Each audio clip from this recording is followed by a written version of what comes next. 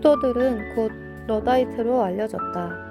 그들은 자신의 일터, 즉 마치 교도소 같던 공장을 향한 증오로 함께 연대했다.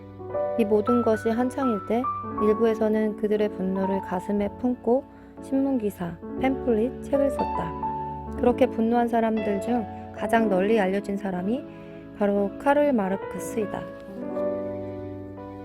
카를 마르크스는 누구이고 왜 그는 자본주의에 그토록 분노했는가? 온갖 논란 없이 카를 마르크스를 얘기하기는 어렵다. 어떤 사람은 그를 악의 화신이라 하고 또 어떤 사람은 위대한 사회 비평가라고 생각한다. 오늘날 새로운 사회에서 그의 꿈은 황폐해졌지만 자본주의에 관한 그의 비평은 여전히 진지하게 숙고할 가치가 있다. 그럼 카를 마르크스는 과연 누구였는가? 우선 그는 애덤 스미스처럼 그 시대를 풍미한 사람이자 산업혁명의 산물이었다. 카를 마르크스는 애덤 스미스가 죽고 28년 뒤 독일의 조그만 마을에서 태어났다. 성년 초기까지 마르크스는 종교를 억압의 도구로 여겼다. 조직화한 교회의 뒤에는 비양심적인 자본주의자들이 숨어 있었지만 마르크스는 그들의 행위와 성경의 교훈을 구분하지 않았다. 만약 애덤 스미스가 뇌빠진 교수의 완벽한 본보기라면 마르크스는 외골수 혁명 지식인의 완벽한 본보기였다. 그는 연구하고 생각하고 글 쓰는 삶을 살았다.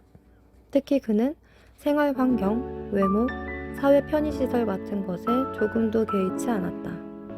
한 사복 경찰이 런던 소호거리에 있는 마르크스의 아파트를 이렇게 묘사한 적이 있다.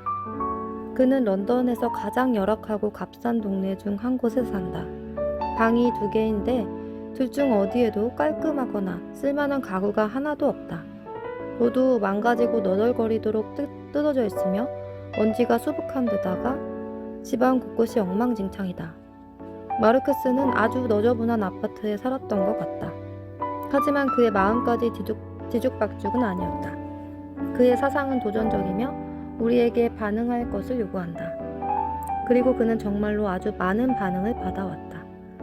마르크스의 사상에 관한 견해에는 중간 정도의 입장이 거의 없다.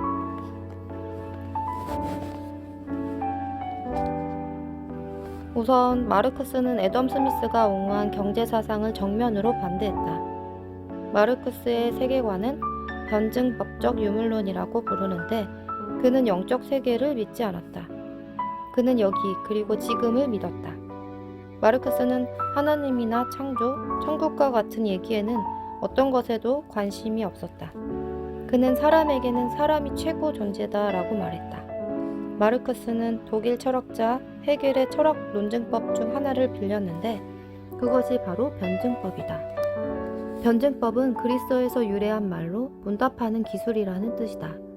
헤겔에 따르면 세상은 발전과 변화가 끊임없이 지속되는 과정에 있다.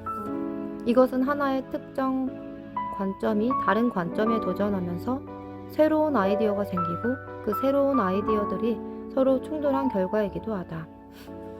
가령 공동체 이익이 항상 개인보다 가치 있어야 한다는 생각은 개인의 권리가 항상 우선한다는 생각과 충돌하고 그 결과 공동체와 개인의 권리를 모두 가치 있게 생각하는 사회, 즉 합이 만들어진다.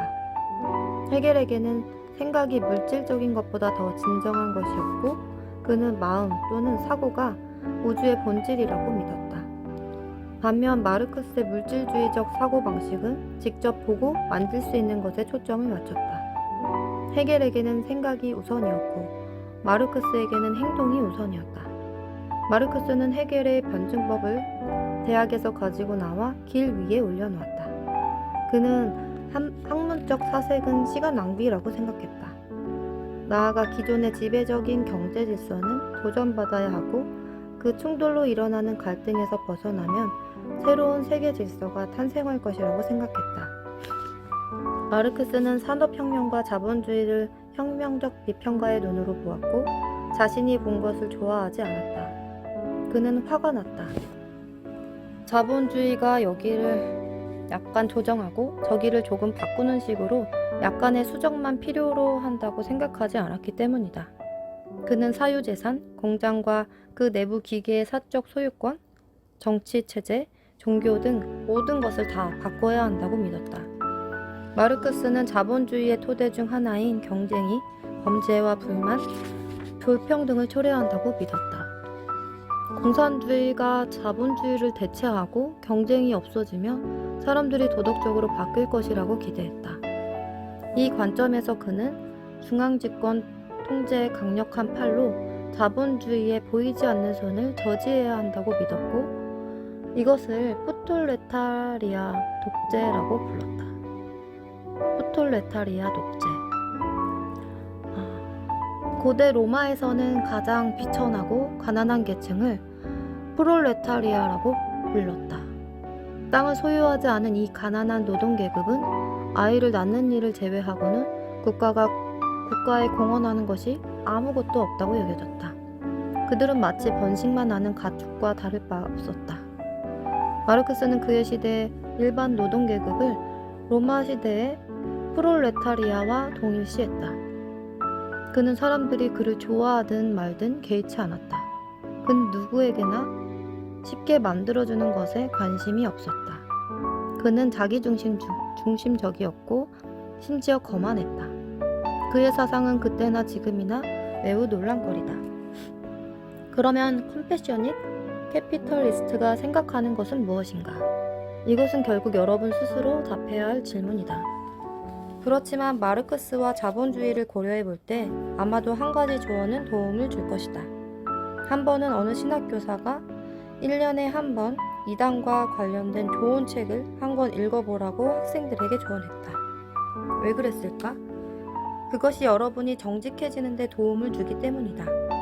이교도는 가끔 우리 믿음의 모순이나 문제의 통찰력을 보인다. 우리가 그들의 해결책이나 문제에 관한 분석을 구매할 필요는 전혀 없다.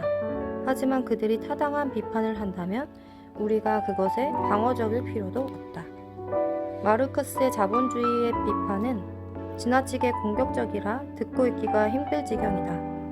어떤 이는 그의 종교 때리기가 너무 공격적이라서 그의 말이라면 다른 어떤 것도 듣지 않으려고 한다. 마르크스를 싫어하기는 쉽다. 그의 가설은 대부분 완전히 거짓임이 증명되었다. 그러나 그의 사상은 여전히 생각해볼 가치가 있을 만큼 중요하다. 가령 그는 경제학, 정치학, 종교 같은 삶의 모든 영역이 상호 연관되어 있다고 믿었다. 이런 것에 관한 그의 분석을 거부할 때 우리는 그의 광범위한 견해의 중요성을 간과하지 않도록 주의해야 한다. 우리 중에는 사업상의 행동과 종교적 믿음이 서로 연관되어 있다는 사실을 잊고 양심을 저버리는 사람도 있다. 만약 우리의 사업상 행동이 옳지 않다면 우리의 종교적 믿음을 점검할 필요가 있고, 만약 점검하지 않는다면 우리의 믿음에 귀를 기울일 필요가 있다. 정치 체제도 마찬가지다. 마치 자본주의가 우리의 삶의 다른 부분과 동떨어져 있는 것처럼 자본주의의 어느 한 면만 가지고 이야기할 수는 없다. 정직한 자본주의자라면 마르크스주의를 거부하는 한편 이 분노한 이론가에게 배울 수 있는 중요한 것이 있음을 인정해야 한다. 첫째, 마르크스는 헌신적인 학자였다. 그가 항상 옳은 것은 아니었지만 그는 폭넓은 독서와 철저한 연구, 신중하고 합리적인 논쟁으로 자신의 견해를 피력했다. 우리도 그에 못지않은 노력을 기울일 필요가 있다. 둘째, 마르크스의 저술 동기가 된 사회적 상황은 끔찍했다.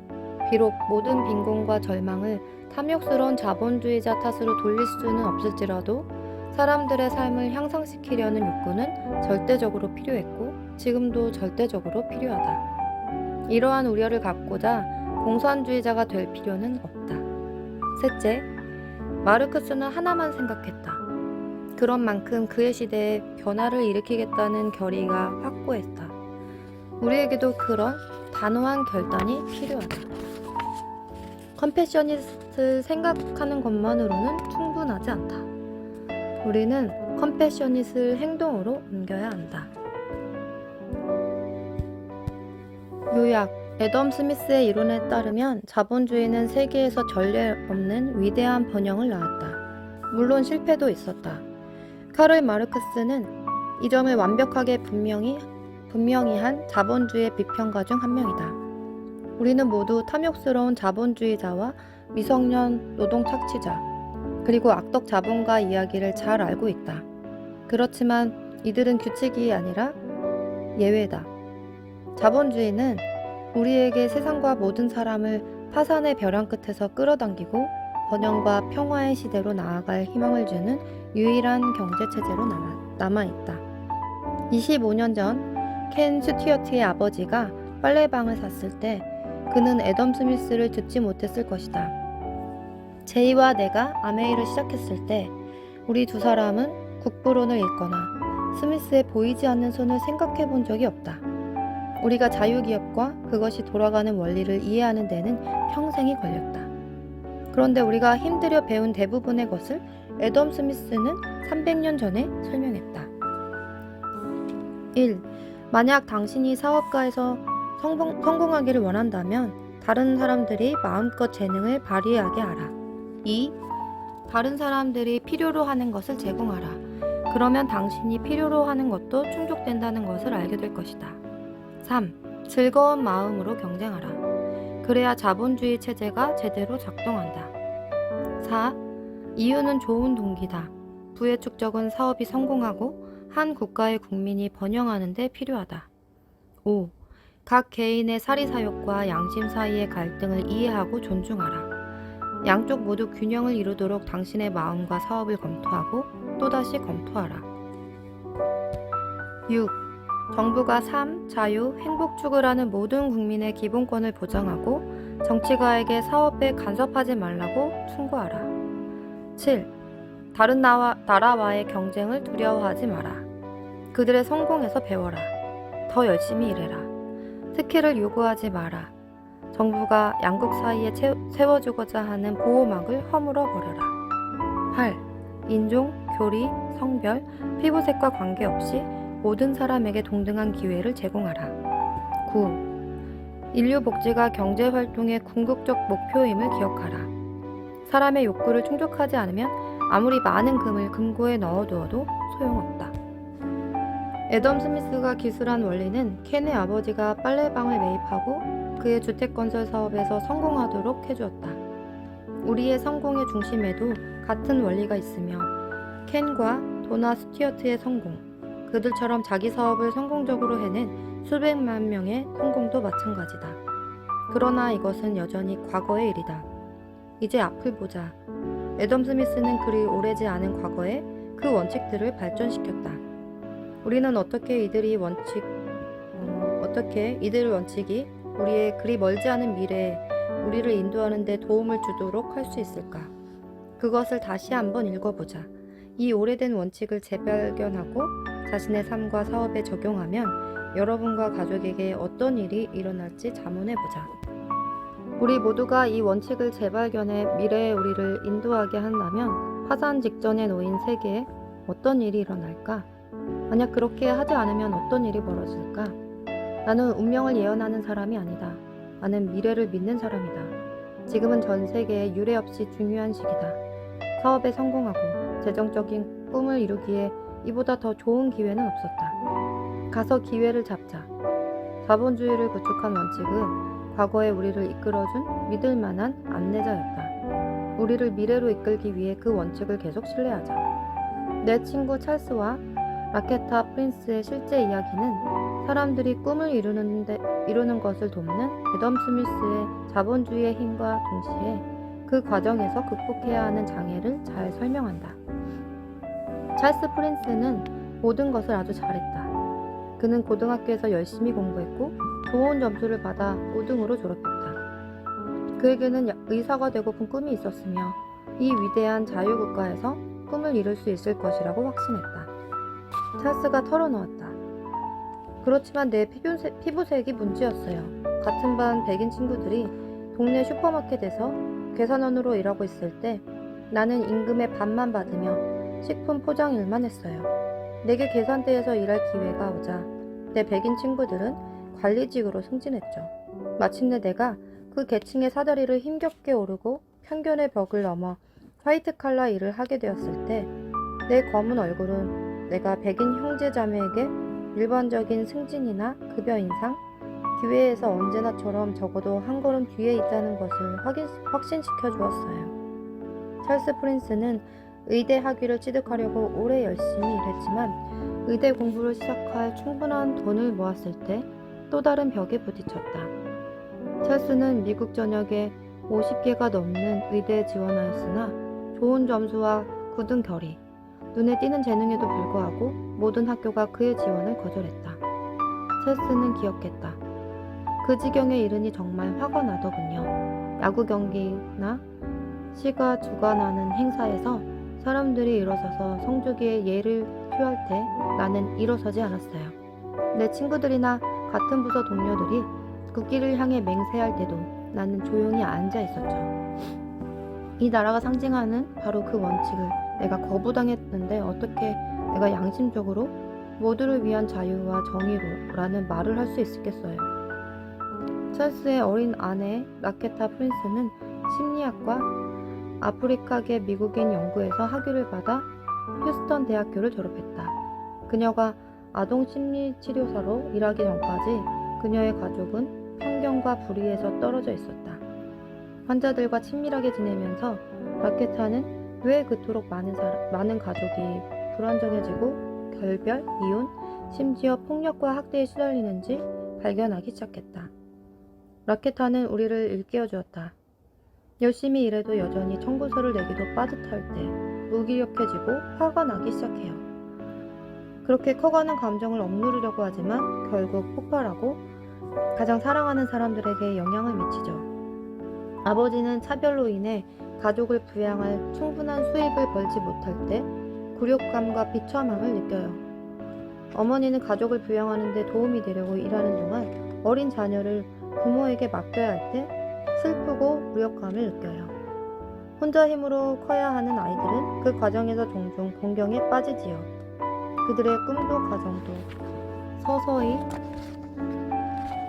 고통스럽게 죽어가는 거죠. 찰스가 덧붙였다. 사람들은 앞으로 나아갈 기회를 필요로 해요. 살림을 꾸려갈 만한 충분한 돈을 벌고 그들의 한 줌 꿈이라도 실현되는 걸 볼 수 있으면 무력감과 분노는 희망과 자기 존중으로 바뀝니다.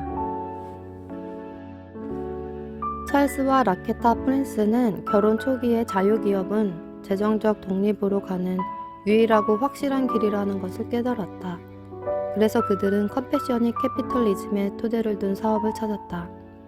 인종, 나이, 종교로 차별받지 않고 자신의 능력으로만 평가받으며 버는 돈의 양이나 도달할 수 있는 위치의 힘과 영향력에 제한이 없는 사업이어야 했다.